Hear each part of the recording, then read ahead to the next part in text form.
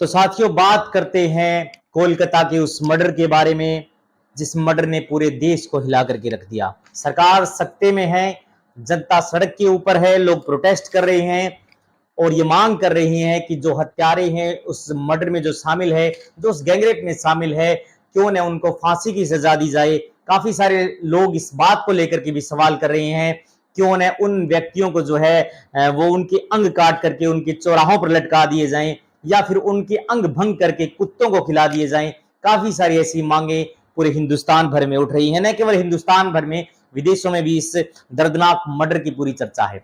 तो साथियों, इसी बारे में हम चर्चा करेंगे कि कोलकाता की उस रात को जो हैवानियत की गई उस महिला डॉक्टर के साथ, तो क्या इन मामलों में फांसी की सजा दी जा सकती है या फिर उनके अंग विक्षेप करके क्या उनको फेंका जा सकता है या फिर उनको भी दर्दनाक मौत दी जा सकती है।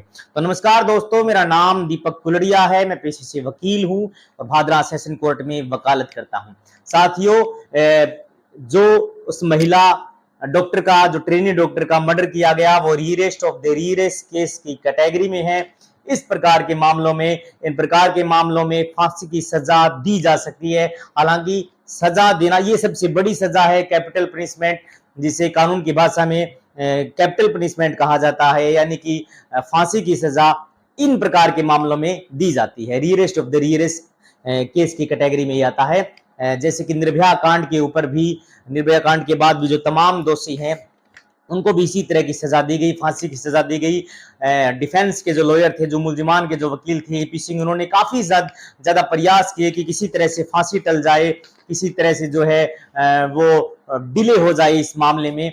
लेकिन मैं आपको बता देना चाहता हूं कि इस मामले में ऐसा कोई कानून नहीं है कि उनके अंग काट करके चौराहों पर लटका दिए जाएं या फिर उनके अंग काट करके जो है वो फेंक दिए जाएं। ऐसा कानून के अंदर कोई भी प्रोविजन नहीं है।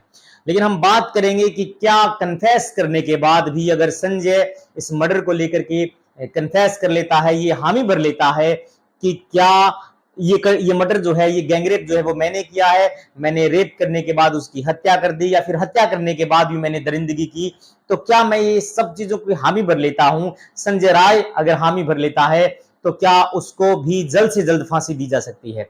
नहीं दोस्तों, ऐसा नहीं है, क्योंकि कोर्ट के अंदर पुलिस को दिए गए बयान जो हैं वो कोर्ट के अंदर एडमिसिबल नहीं होते। अगर आपके साथ भी कोई घटना घटती है, आप पुलिस जो है वो आपके झूठे कागजों पर दस्तखत करवा लेती है, झूठे कागजों पर आपके साइन करवा लेती है और ये बात कहती है कि इस व्यक्ति ने तो अपना एडमिट कर लिया क्राइम, तो अब इसको फांसी दे दी जाए या फिर इसको जो है वो जेल भेज दिया जाए।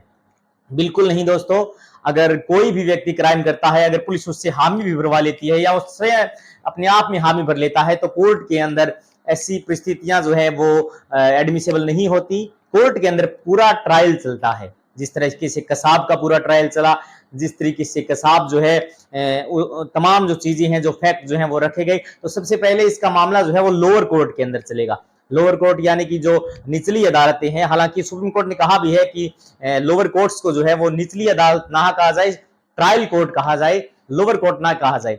तो लोअर कोर्ट का मतलब ये है कि जो नीचे की जो अदालतें हैं उनमें डॉक्टर का ट्रायल चलेगा और उसके बाद में अगर संजय राय हामी भी भर लेता है तो इतना आसान नहीं है कि सिर्फ 1-2 साल के अंदर उसे फांसी दे दी जाए। स्पीडी ट्रायल के अंदर तमाम गवाहों को एविडेंस बना करके और तमाम जो है वो सबूत कलेक्ट करके उसको जो तमाम जो आरोपी हैं उनको सजा दी जा सकती है। फांसी की सजा का प्रावधान है, अंग काट करके चौराहों पर लटकाना, कुत्तों को खिलाना या फिर ऐसे ही दरिंदगी में उनकी मौत करना, ऐसा कोई कानून के अंदर प्रोविजन नहीं है। तो हम बता देना चाहते हैं आपको कि अगर इस प्रकार की दरिंदगी कोई भी व्यक्ति करता है, रीरेस्ट ऑफ द रियर केस की कैटेगरी में आता है और पूरा देश सड़क के ऊपर है, सरकार सत्ते में है, सरकार ये सोच रही है कि हम बैकफुट पे हैं, हम जनता को कैसे सेटिस्फाई करें।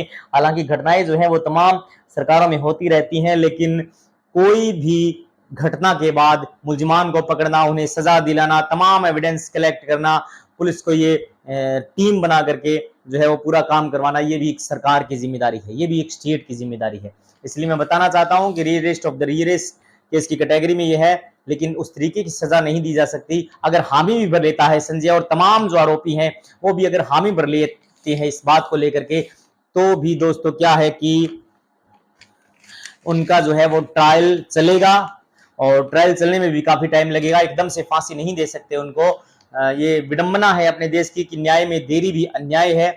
और लेकिन ये कहावत ये भी है कि जस्टिस हरिड जस्टिस वरिड, यानी कि कोई भी व्यक्ति जो है अगर उसका स्पीडी ट्रायल करता है तो यानी कि एक प्रकार से ये है कि उसके साथ न्याय नहीं हुआ है। लेकिन तमाम एविडेंस के बाद, सबूतों को मद्देनजर रखते हुए कोर्ट जो है वो डेफिनेटली इस केस में संज्ञान लेगा और मुलजिमान को जो है वो सजा मिलेगी। एक डॉक्टर्स जो लोगों का जीवन संवारती हैं, उसके जीवन को कुछ दरिंदों ने नोच करके उसके साथ जो दरिंदगी की है, लोगों को सुनने में शर्म आती है, लोगों को बताने में शर्म आती है, और हैवान लोग जो हैं उनको करने में ये बिल्कुल भी हिचकिचाहट नहीं हुई। इसीलिए मैं आपको बता देना चाहता हूं कि इस केस का ट्रायल चलेगा lower court, high court, then supreme court, उसके बाद ही कोर्ट अपना फैसला सुनाएगी।